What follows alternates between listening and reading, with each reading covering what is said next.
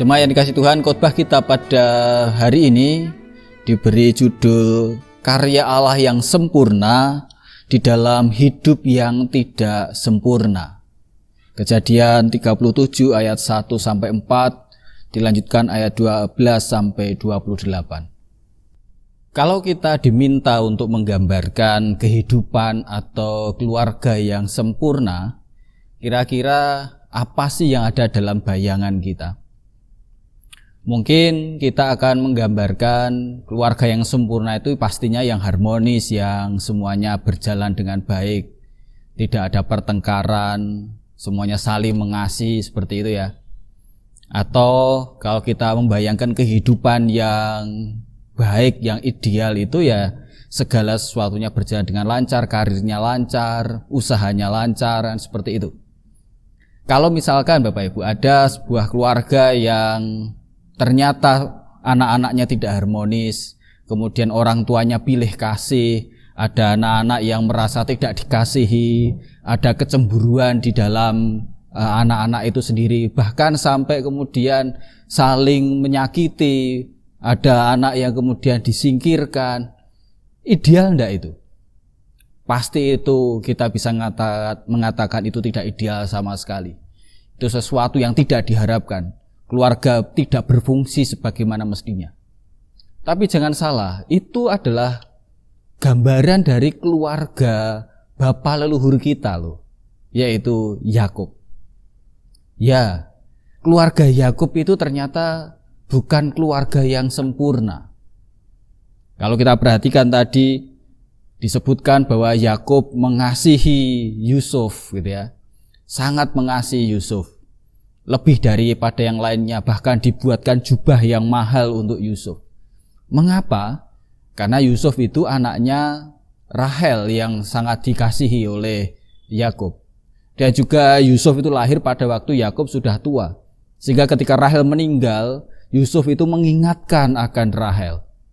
Jadi Bapak Ibu yang dikasihi Tuhan, ada kecemburuan juga yang dialami oleh anak-anak Yakub yang lain. Mereka kemudian tidak mau menyapa dan tidak mau berbicara kepada Yusuf.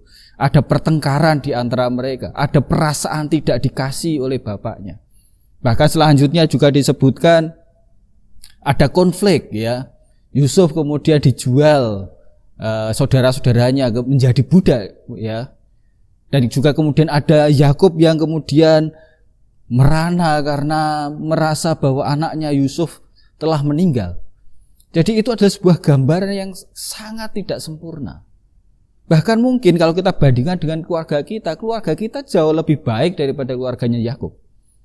Tetapi justru itu yang menarik pada hari ini kita renungkan, bahwa dari keluarga yang tidak sempurna itu kita bisa melihat bagaimana Allah berkarya secara sempurna di sana. Ya, atau seperti tema kita pada saat ini, karya Allah yang sempurna di dalam kehidupan yang tidak sempurna, di dalam keluarga yang tidak sempurna, dalam segala sesuatu yang tidak sempurna. Artinya apa? Bahwa kekacauan keluarga Yakub, ketidaksempurnaan keluarga Yakub ternyata tidak menghalangi pekerjaan Allah untuk menata kehidupan yang baik, untuk menjadi berkat buat banyak orang di masa depan mereka.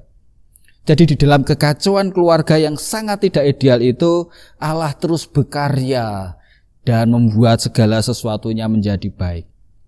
Dengan demikian Bapak Ibu dan saudara-saudara yang dikasihi Tuhan, kisah ini menjadi kekuatan juga untuk kita, menjadi harapan bahwa kehidupan kita mungkin saja tidak sempurna, keluarga kita mungkin juga tidak berfungsi dengan sempurna, tetapi kita percaya sebagaimana ada Allah yang terus berkarya dalam keluarga Yakub yang tidak sempurna itu, Allah juga yang berkarya, yang memelihara hidup kita di tengah ketidaksempurnaan yang sedang kita hadapi.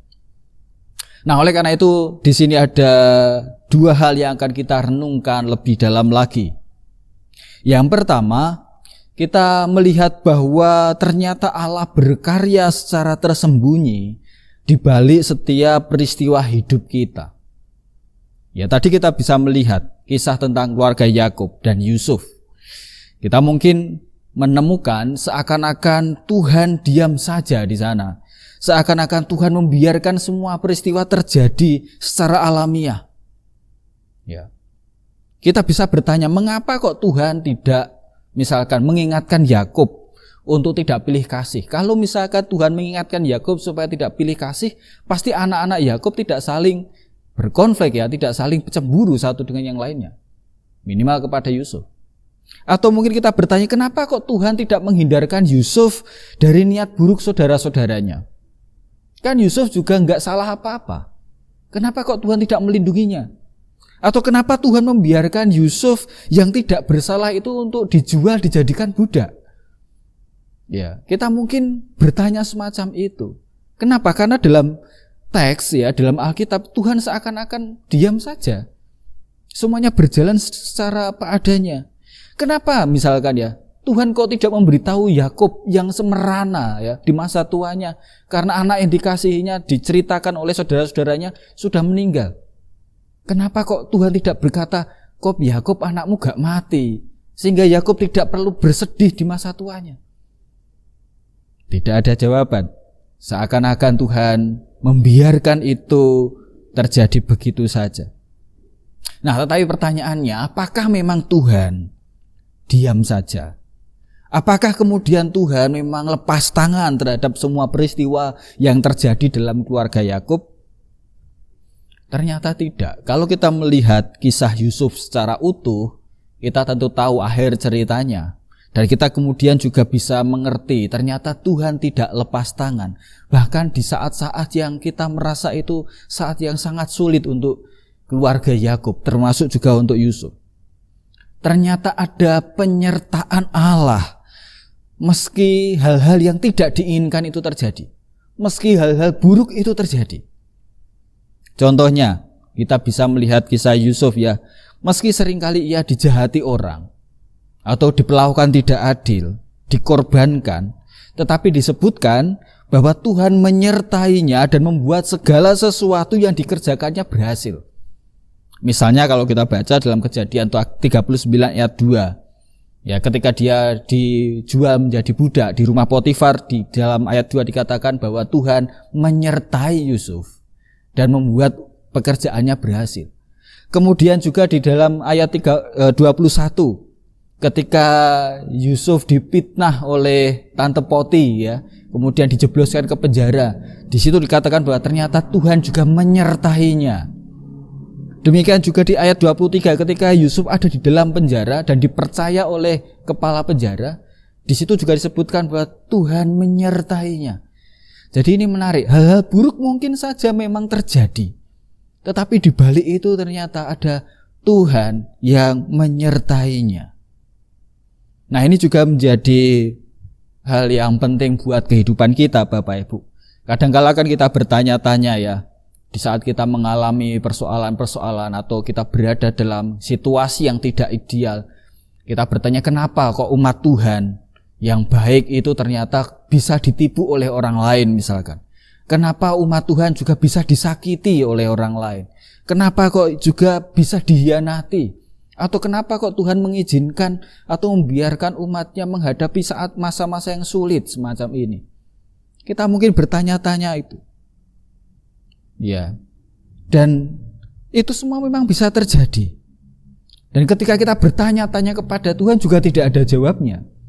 Seakan-akan Tuhan diam saja. Tetapi yang paling penting dan ini yang lebih penting untuk kita adalah bahwa kita perlu untuk menyadari di balik setiap peristiwa itu, bahkan hal-hal yang tidak kita mengerti, termasuk juga hal-hal yang buruk yang mungkin terjadi, kita meyakini bahwa ada Allah yang terus menyertai dan itu membawa kebaikan pada akhirnya. Jadi Bapak Ibu yang dikasihi Tuhan, ini yang menjadi kekuatan kita. Hidup, keluarga, ataupun pekerjaan kita, karir kita, dan lain sebagainya bisa saja terjadi tidak seperti yang kita harapkan. Ya, itu sangat mungkin sekali. Tetapi kita yakin bahwa ada tangan Tuhan yang secara tersembunyi terus berkarya. Ada penyertaan Tuhan. Dan itu cukup untuk kita. Itu yang pertama yang kita bisa pelajari dari kisah ini. Yang kedua, Yang juga dapat kita pelajari dari sini adalah bahwa Allah itu berkarya secara kreatif. Nah, ini yang seringkali kita renungkan. Tuhan itu Tuhan yang maha kreatif. Kreatif itu artinya apa? Kreatif itu berarti bisa mengubah hal-hal yang tidak ideal, hal yang buruk menjadi sangat baik. Dan ternyata ini menjadi sifat dasar dari Allah sejak semula, sejak Tuhan menciptakan dunia ini. Saking kreatifnya Tuhan dalam hidup kita ya, seringkali bahkan kita tidak mudeng. Ya kan? Jadi jangan berpikir bahwa kita harus mudeng dengan semua yang terjadi dalam hidup kita. Hidup itu seringkali di luar pengertian kita. Kita seringkali gak mudeng tentang apa yang Tuhan kerjakan. Tapi itu baik. Bukan karena Tuhan tidak mau menjelaskan, dan memang tidak harus menjelaskan, tetapi karena memang karya Allah itu melampaui pikiran kita. Kreatifnya Tuhan itu melebihi nalar kita. Sehingga kita seringkali gak mudeng dengan apa yang terjadi dalam hidup kita. Kita tidak bisa menyelami pekerjaan Tuhan. Nah, kita bisa melihat ini misalkan. Ya, bagaimana Tuhan itu secara kreatif mengubah menjadi baik. Dalam kehidupan Yusuf misalkan ya. Yusuf itu dibenci oleh saudara-saudaranya. Ia disingkirkan, dijadikan budak. Tetapi yang menarik justru akhirnya ia dijadikan Allah sebagai penolong, sebagai penyelamat untuk kaum keluarganya. Bahkan bagi bangsa yang besar. Ini juga bisa kita lihat misalkan ya, bahwa saudara-saudara Yusuf itu memperlakukan Yusuf dengan sangat buruk, merencanakan hal buruk pada Yusuf, tetapi ternyata Tuhan bisa mengubah hal yang buruk itu menjadi baik. Oleh karena itu di dalam Kejadian 50 ayat 20, Yusuf mengakui demikian, memang kamu telah mereka-rekakan yang jahat terhadap aku, tetapi Allah telah mereka-rekakannya untuk kebaikan, dengan maksud melakukan seperti yang terjadi sekarang ini, yakni memelihara hidup suatu bangsa yang besar. Jadi Bapak Ibu yang dikasihi Tuhan, kita bisa saja menghadapi hal yang tidak ideal, bahkan mungkin sengaja dibuat buruk oleh orang lain. Ada rencana-rencana buruk atas diri kita. Tetapi Allah itu maha kreatif. Melalui berbagai lika-liku hidup kita, Tuhan bisa menjadikannya menjadi baik. Tuhan bisa mereka-rekakannya menjadi sesuatu yang sangat baik. Bukan hanya untuk kita, tapi juga bagi banyak orang. Jadi ini juga penting untuk kita sadari bahwa Tuhan itu berkarya dengan kreatif, tak terduga, tetapi baik untuk kita. Meskipun kita melihat saat ini hidup kita terasa tidak sempurna, atau mungkin juga keluarga kita juga tidak sempurna, ada banyak rencana kita yang gagal. Kita tidak bisa melihat bagaimana nanti nasib masa depan anak-anak kita atau keluarga kita. Kita tidak tahu itu semua. Tetapi kita meyakini bahwa Tuhan itu maha kreatif yang bisa membuat segala sesuatunya baik pada akhirnya. Dan kita tidak pernah tahu apa yang akan terjadi. Ya. Kita juga perlu belajar Bapak Ibu ya, belajar untuk mempercayakannya kepada Tuhan. Semua yang kita hadapi, hidup kita sepenuhnya kepada Allah yang maha kreatif itu. Ya, jangan marah-marah dulu ketika hal-hal yang tidak kita inginkan terjadi dalam hidup kita. Jangan nesunan atau mungkin ngambek, merasa marah kepada Tuhan. Karena apa yang kita alami tidak seperti yang kita harapkan. Kita tidak pernah tahu Bapak Ibu ya, apa yang Allah sedang rencanakan, apa yang Allah sedang kerjakan. Tapi kita tahu Allah mampu untuk menjadikan ke depan itu menjadi lebih baik, tanpa harus kita mengerti. Ya, di tengah-tengah ketidaksempurnaan situasi hidup kita saat ini. Nah, semuanya memang butuh proses. Dan Tuhan terlibat dalam proses itu. Kadang bisa terasa sangat lama sekali. Juga sangat menjenuhkan sekali. Ya, Yusuf saja butuh proses loh. Kalau kita perhatikan ya, sejak awal sampai akhirnya nanti Yusuf menjadi pemimpin di Mesir, itu membutuhkan sekitar 13 tahun. Karena pada waktu itu Yusuf berusia 17 tahun, dan nanti ketika diberi kepercayaan oleh Fir'aun untuk memerintah di Mesir berusia 30 tahun. Butuh proses 13 tahun. Dan di situ ada naik turunnya ya. Bahkan banyak turunnya, dia harus dijadikan budak, dia dipenjara, difitnah, dia dilupakan oleh temannya. Tapi Tuhan terlibat dalam proses itu. Nah, itu yang penting. Hidup itu memang butuh proses. Cuma seringkali kan kita nggak mau atau nggak suka menjalani proses. Kita pengennya kan hasilnya serba cepat, instan. Padahal instan itu nggak asik loh. Contohnya gini, buktinya ya. Kalau kita makan itu juga butuh proses.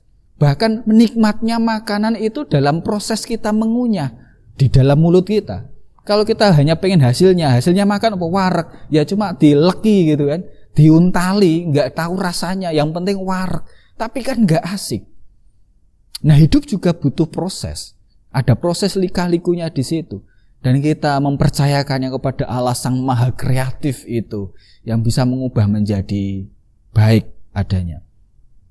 Memang ya itu yang bisa kita kerjakan, kita mempercayakan pada Allah. Dan bagian kita belajar dari Yusuf. Belajar apa? Yusuf itu yang bisa menjadi teladan kita adalah dia orang yang takut akan Tuhan. Nah, ini yang penting. Kita mempercayakan pada Tuhan, terlibat dalam proses hidup kita, ya. Dan itu memang harus kita lakukan. Sekarang bagian kita apa? Bagian kita adalah untuk tetap berkomitmen, takut akan Tuhan. Kalau nggak percaya, kita lihat Yusuf. Misalkan di tempatnya Potifar, dia tetap berkomitmen, takut akan Tuhan. Kemudian juga di dalam kehidupannya dia tetap berkomitmen untuk takut akan Tuhan. Dan Tuhan terus menyertai dia. Memang tidak mudah ya berkomitmen pada Tuhan di tengah-tengah situasi yang sulit, terutama entah itu ketika kita diperlakukan seperti Yusuf, kita disakiti, kita dikhianati, kita dilukai. Tidak mudah untuk tetap berkomitmen menjaga hidup dalam kebenaran. Tetapi ini yang bisa kita kerjakan bersama-sama untuk tetap takut akan Tuhan. Jadi Bapak Ibu yang dikasihi Tuhan, sebagai penutup, janganlah menyerah dengan hidup Anda ketika saat ini misalkan Anda merasa hidup Anda tidak sempurna, atau mungkin keluarga Anda tidak sempurna. Jangan juga berputus asa di masa-masa sulit, apapun yang terjadi. Bahkan saat kita tidak mengerti apa yang sedang terjadi, kita tahu dan kita yakin Tuhan berkarya secara tersembunyi dan kreatif untuk mengubah hidup kita menjadi baik adanya. Bukan hanya untuk kita, tapi untuk banyak orang. Dan Tuhan terus berkarya di dalam kehidupan kita seterusnya. Tuhan memberkati kita semua. Amin. Mari kita berdoa.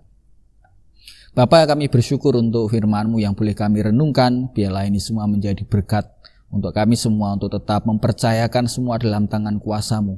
Di tengah ketidaksempurnaan hidup kami, ada karya-Mu yang sempurna. Dan mampukan kami untuk mempercayakannya kepada Tuhan. Mampukan kami untuk mengikuti proses yang ada dengan takut akan Engkau. Terima kasih ya Bapa, di dalam nama Tuhan Yesus Kristus kami berdoa. Amin.